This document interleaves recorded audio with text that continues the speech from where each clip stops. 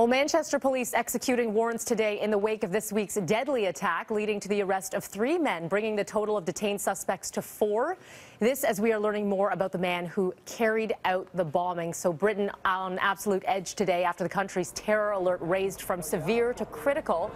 That is the highest level, meaning another attack may be imminent. The heightened concerns coming as officials reveal that it is likely the bomber did not act alone. ISIS claiming one of its members is responsible for the blast that left 22 people dead. Investigators are still trying to determine what kind of connection, if any, the attacker had with the terror group.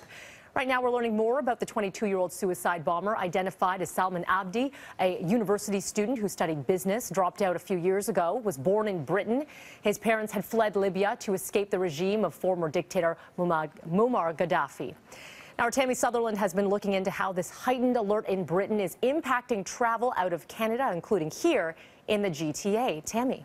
And Melanie, we're just learning as well a few moments ago, the British Parliament has announced all public tours and events will be cancelled immediately in the wake of the attacks. And with the security alert in the country now upgraded to critical, there are some travel alerts for people heading to the UK. Now, this is a live look at Pearson Airport right now. Air Canada is warning that flights may be impacted due to security screenings, so passengers will be able to rebook without a penalty there.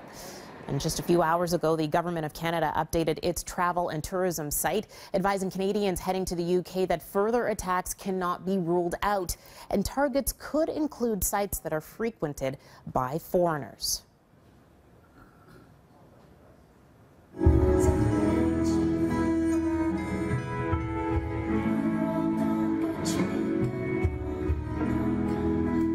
Canadian band Broken Social Scene took the stage at Manchester's Albert Hall last night, dedicating their performance to the victims. They opened very appropriately with their song Anthems for a 17-year-old girl. And the band sent out a tweet about the performance as well, saying, "Tonight we play for the hearts of Manchester." A pop star, Ariana Grande, of course, she returned to the U.S. yesterday. She landed at an airport in her hometown of Boca Raton, Florida, and she was met by family and friends when she arrived. Now, Grande also has performances that were scheduled to take place at O2 Arena in London. There's no official word just yet on whether or not those concerts are canceled. Mel.